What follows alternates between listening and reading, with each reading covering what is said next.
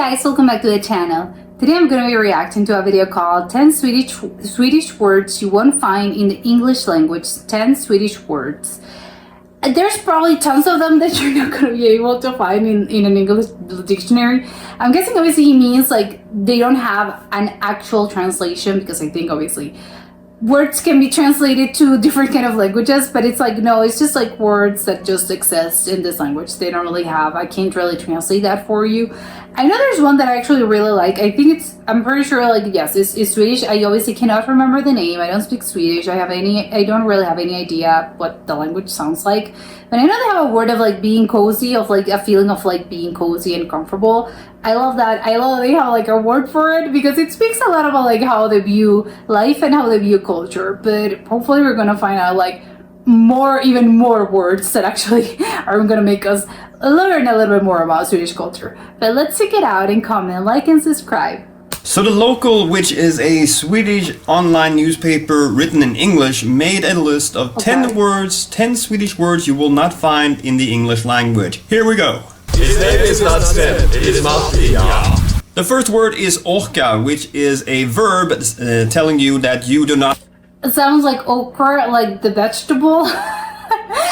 They obviously mean something completely different, because I'm thinking like okra, like the thing you eat, but it's like, no, it's orca, or like orcas as in like an orca as in like a whale. Not have the energy to do something. The example is like, I'm tired. Do you orka watch the video this weekend? No, I orka inte. Doesn't have anything to do with orcs. The second word is hakla, which is that little grunty noise you do before you speak, like when you clear your throat or dislocate whatever you have in there. That's hakla. The third word is hinna, which... There's like so many K sounds. It's like you need to hakla before you actually speak Swedish, because everything is like cut. Which means to be on time or to find time. Will you hinna come to the cinema? No, we hinna not. The next word is the word blund. Oh, like, is it like, okay, well, you're able to have time, like, I know, but is it like the same? Well, no, because you don't have a word, you need several words to actually compose that sentence of like, will you have the time this weekend? Yes. You can make it shorter. It's like, yes, of course. I wish there was a word in English for it, actually. Blunda, which is basically to close your eyes. Did you see her walk in? No, I was blundade. Oh, like blinded. The fifth word is the word mysa. I'm not crazy. It's like blinded, right? There must have like some sort of like similar origin, I'm pretty sure. Which means in a way to snuggle, but also to cozy it up with yourself or with someone or in a cafe. That's what I meant. Word number 6 is vabba, which is a verb coming out of the abbreviation VAB, which means vård av barn, to care for a child, which means that if the child... Oh, like care for a child, but the barn, it's like the barn as in like a baby in Scotland, I want to say. I think it's either Ireland or I'm pretty sure it's Scotland, actually. They take babies, they call them barns as well, so that obviously another similarity. Child is sick, you get to be home with the kid, and in Sweden you get paid by the government to do that, and that has become a verb. Okay, I get what he means. So like you're not getting paid to do this. This is like you're not getting like they'll still pay you like as, I don't know, like the day that you're not working, you're staying at home taking care of your child, but you know it's your salary. They're still paying your salary, because if you tell them like that, if you tell people this, it's like, oh well, then I'll just grab sick children and I will tell them, hey, I have to take care of this baby. It's like, well, no, you're not making them like sick on purpose. It's just like when they get sick, like they'll not reduce your pay. You'll not have to take like a personal day off. It's like, no, you'll still be getting paid. But it's like, if you put it like in those words, it sounds like I'm find like sick children on purpose, or making my child sick on purpose just because I don't want to work. I have the one that was like, I don't want to do something. The one that was like laziness. I can't remember. Okra. What's that, okra? I think I'm confusing them. Vabba to vabba. Word number 7 is duktig, which if you go to Sweden you're gonna hear a lot, because it kind of means you're good at something or you're talented, but it's used in, let's say, sports, where the girl she's very duktig, whereas the guys like are athletic. very good. Bra. Yes, bra is the word good in Swedish. Ha ha ha ha ha ha. Aren't you duktig? Word number 8 is the word jobbig, which is an adjective coming out of the word jobb, which means job. It basically means that something is difficult or someone is annoying or something is just hard to do, is troublesome. Like, oh, to work was so jobbigt today. Or I can see, okay, they don't exactly mean the same thing, but I can see like the root of this, because it's like a job, having a job, not necessarily always is like, oh, it's a burden, but I think it comes from like the feeling of being burdened by something, and that's why it's like, oh, it was tiresome. It was like it felt like a burden, and that's probably like the similarity that I can find. It's between that. It's like, yes, it's called a job, which probably comes from like, I don't know what came first, because yes, the connotation of like having a job doesn't necessarily mean that, oh, it's a burden. But I can sense of like, yes, but having a job also means responsibility. So you have to like, maybe you're carrying the burden of responsibility because now you have a job. And I think it comes like, it's kind of like the same thing of like, oh, today was jobbing, in the sense of like, oh, what a tiresome day. I had a lot to do. Like I had like a day, what a day I've had. And it's like, yes, it comes from the word, not the word. It comes from probably the expression and the feeling of being burdened by something. Or, oh, that guy, he is so jobbig. It's very useful. The 9th word is a double word. It is gubbe and gumma, which means old man or old woman. And it sounds like grandma. And depending on how you say it, if you say it like that, affectionate, it means something, that's endearing. If you say gubbe, it's like the old man who yelled at you for playing with your ball outside of his yard. Okay, like but you can also say it to a little kid, like a little girl, lilla gumman, little gubban, or little gubbe, little man, in an affectionate way. Now here's a couple of words that the English language is so lacking. When you talk about your parents, you say grandparents. Well, in Sweden we have 4 different words for this, and that is mormor, morfar, farmor, farfar, which means, daddy, daddy, mommy. Or father, mother, father. So it specifies exactly which one you're talking about. If you're talking about your mother's father or your mother's mothers, and the other way around, when we say. But isn't it like that when you? Oh no, because you said your grandmother or your grandfather, but I'm not specifying like which one of them is. You have like, yes, you have 4 set of grandparents. Like my brain short-circuited for a second. It's like, yes, you have 4 grandparents. I don't know if like it's your mom's mom or whatever. You have 2 grandmothers, 2 grandparents. But also like this one, it's like the mom, as in more far or more for. It's like mom. It comes from the word mother, and the father one comes from the word father as well. I can sense like, again, it's not the same, but I can maybe, I don't know if I'm just making this up, but in my brain actually makes sense.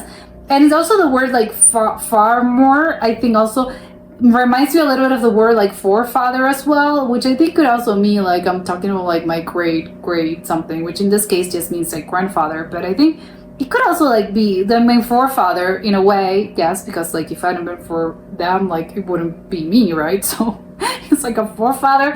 Is your grandfather is a forefather? Well, maybe a little. Grandchildren, we say barnbarn. So it's great, barn, like great which kid. is not a house. It means children in Swedish. So barnbarn is grandchild. Exactly. Well, there we go. You've now become slightly more of an internationalist by knowing a few little cool words that exist in Sweden, but not in the English language. If you want to look at the article where I got this information from, it is linked down in the bar to thelocal.se. Thank you very much for watching. I will see you the next time you click on one of my videos. And at the end of this video, there's a little link to another video. Who knows which one that's going to be. Bye. Okay, so I love those I love like learning these things, because I think it's very interesting, and it really does tell you a lot about a certain culture, how they have like certain words that mean like very specific things. I don't know, it's just something that is very like, to me it speaks a lot of like how a culture actually is like, and I think it trickles down to how people actually are and what's important to them. And actually, I don't know, it just speaks like how specific you actually get. I think by knowing a language, I think you can get like I think I get a little bit of how someone's culture is like. But I think there was like very interesting. I mentioned it before. I don't really know any Swedish, like if someone speaks Swedish like in the wild, I don't think I would be able to recognize that Swedish. Like I would be like, that's a language that I don't really speak, and I have no idea what it is. But I don't really know how like out of context how it sounds. because I think it's a very hard language to actually understand, which maybe that's just like, well, I haven't actually made up my mind to actually have to learn Swedish. Maybe once obviously you have like the basics, I think maybe it's a little easier.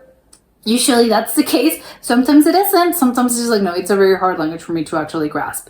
But I think that's a little bit of like the case here, because it's like, I don't really know the words out of context. Like I mentioned, like, oh, I think I can see where it comes from, like the root of certain words. But obviously like speaking it, it's another thing of like, oh yeah, I know what you mean. I can't think, like, probably because he's obviously like separating the words, and it's like, yes, of course I understand if you're, and also like you're writing it down, but obviously if you're like talking as in like a normal sentence and you're just like, talking general, and you're like maybe say like jobbing or whatever, it's like, oh, it's hard to understand. I'm not gonna understand that word you said. I'm sorry, but because again, it's like it's a really tough language. I would think like again, Swedish, like it's a, I don't know enough of it, but I know how specific they can get. But I really do think that apparently they can get very specific, just because of the sense of like just going along with the whole, like the words for grandparents.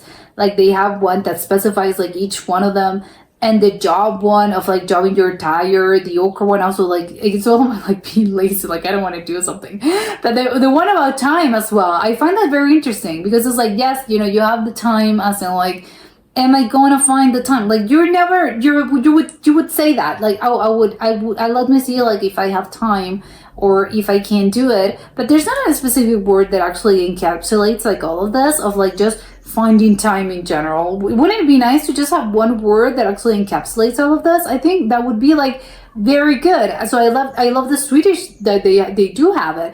And it's really because they're like so punctual maybe, and they're so organized, that I think this is a must. And this is what I mean with like how cultures actually shape, a language and vice versa. It's like, yes, it probably came from the need of being like, we need to like, time is very important here, because we're constantly like being, if not overly punctual, like we're also like, we have to know, what are we doing? Like we have to plan things in general. So if we have to plan things in general, of course we have to know like what time we have. So I think that again, it's like, it's a very good, like, I can see why you guys have like a language for the a specific like word for this in that language, because it's like, it makes sense knowing a little that I know about like Swedish culture. I think it makes sense. And I also think maybe, I don't know if those comes from like compound words, and then you sort of like you shorten them. So maybe like in English would be like, I don't know, I'm having time, it's like hottie.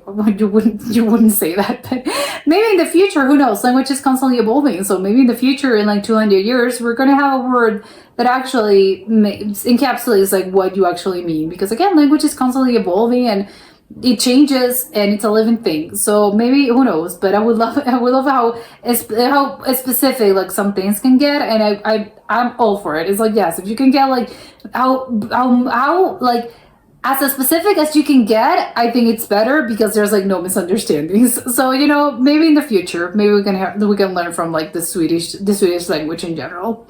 But that was it for today, and I'll see you soon. Bye.